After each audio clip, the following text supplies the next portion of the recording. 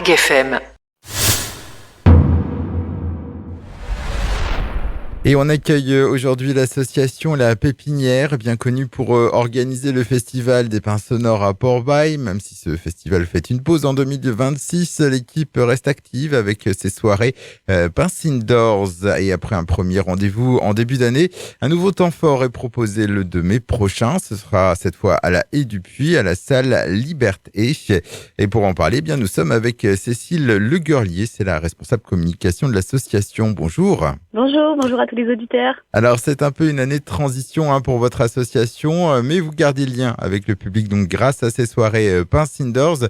Rappelez-nous l'esprit de ce rendez-vous. Eh bien, on organise donc une soirée toujours dans la continuité du festival, c'est-à-dire que c'est une soirée tout public, aussi bien pour les enfants que pour les adultes. On va ouvrir la soirée avec un spectacle d'art de rue. Ça nous tenait à cœur de proposer cette année encore ce genre d'animation. Donc on va proposer à nos festivaliers le spectacle La Tante d'Edgar. C'est un spectacle interactif à partager en famille, donc de 6 à 110 ans. Le personnage d'Edgar est loufoque, pas franchement délicat, mais vraiment attachant. Et c'est un illusionniste qui va mêler magie et improvisation burlesque. Donc la Tante d'Edgar, ce sera à partir de 17h. C'est ça, à partir de 17h. C'est un spectacle à prix libre, donc chacun donne ce qu'il veut et ce qu'il peut, ce qui permet au plus grand nombre de pouvoir bénéficier d'un spectacle de qualité. Et ensuite, ce sera place au concert alors. Exactement, place au concert à partir de 19h15. Là, le ticket d'entrée est à 16 € en pré-vente si vous l'achetez sur notre billetterie en ligne. Et sinon, ce sera 19 € sur place. On va accueillir, pour ouvrir le bal, le groupe, le trio Brazacuja, qui est formé d'une violoncelliste, une accordéoniste et un batteur. Ils vont nous proposer un mélange sonore unique pour un voyage coloré au rythme du fourreau, qui est une musique traditionnelle brésilienne, et les polyphonies vibrantes des Balkans. Leurs textes sont poétiques et engagés. Ils se dansent aussi bien qu'ils s'écoutent.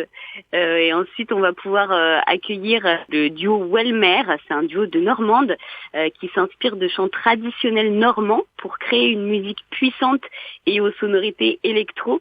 Et leurs textes parlent des femmes qui sont bien trop souvent oubliées.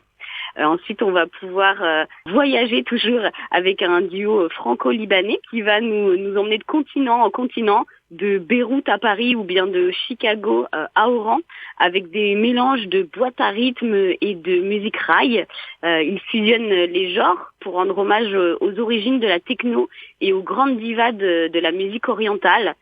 Tales et Alam vont nous faire voyager entre contes et rêves, puisque comme le nom du groupe l'indique, Tales en anglais ça veut dire conte et Alam en arabe ça veut dire rêve. Donc on va pouvoir voyager avec eux.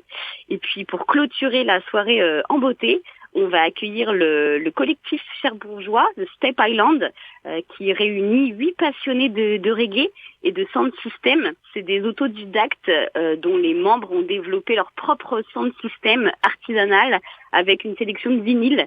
Et leur musique est engagée, festive et fédératrice. Donc il y en aura vraiment pour tout le monde, pour tous les goûts. Comment vous construisez cette programmation justement qui se veut pour tout le monde ? Eh bien, dans les membres organisateurs du festival, les Pins Sonores et de tous les autres événements autour, on est 16 à organiser ça.